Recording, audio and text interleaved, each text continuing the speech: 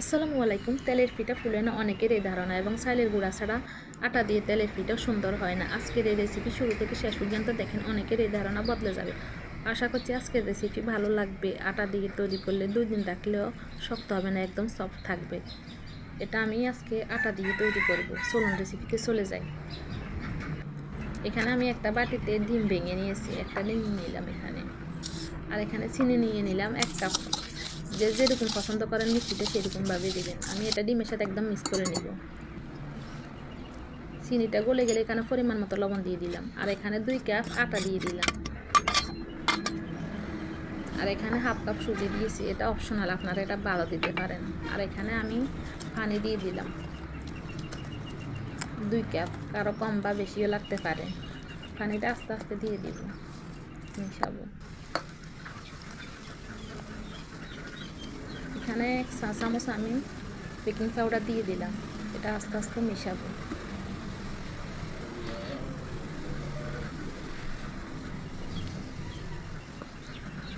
আপনারা চাইলে এটা হাত দিয়েও গুলতে পারেন। আমার এটার ঘনত্বটা দেখেন, দেখে এটা বুঝে নিতে হবে। আমার আটাটা মাখা হলে এক পাশে রেখে দেবে। এখানে কড়াইতে তেল দিয়ে আমি পিঠাগুলো বানিয়ে নিব। কীভাবে বানাচ্ছি হাতের দিকে লক্ষ্য করে, আমি হাত দিয়ে টেনে টেনে এগুলো বানাচ্ছি। এটা বলে বোঝানো যাবে না, হাতের দিকে লক্ষ্য করতে হবে। আর যারা এভাবে বানাতে পারে না হাত দিয়ে টেনে টেনে, তারা ছোট করে চামচ দিয়ে ছোট ছোট করে বানাবেন, একটা ছোট চামচে করে। আর চুলার আঁচটা মিডিয়াম আছে রাখতে হবে। দেখেন প্রত্যেকটা পিঠা ফুলে উঠেছে, একটা পিঠা বাদ যাবে না পোলাও। চুলার আঁচটা যদি বেশি হাই হিটে থাকে পিঠাগুলো কাঁচা থেকে যাবে, এই জন্য এটা মিডিয়াম আছে বাঁচতে হবে। আমার পিঠাগুলো হয়ে গেছে, আমি এগুলো তুলে নিব। আপনাদের সুবিধার জন্য এগুলো আমি আরেকবার ভেজে দেখাচ্ছি। হাতের দিকে লক্ষ্য করুন আমি কীভাবে দিচ্ছি। এভাবে টেনে টেনে সবগুলো পিঠা বানাতে হবে হাত দিয়ে।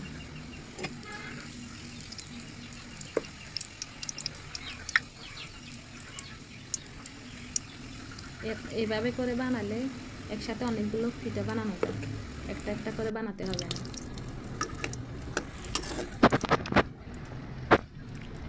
আমার মা এভাবে করে দেখি বানায়, আমি ততটা বেশি পারি না, তারপরে চেষ্টা করলাম। যারা বলেন আটা দিয়ে তেলের পিঠা বেশি ভালো হয় না, আজকে রেসিপিটা তাদের জন্য। এভাবে করে আমি সবগুলো পিঠা বানিয়ে নেব। আমার পিঠা বানানো একদম কমপ্লিট।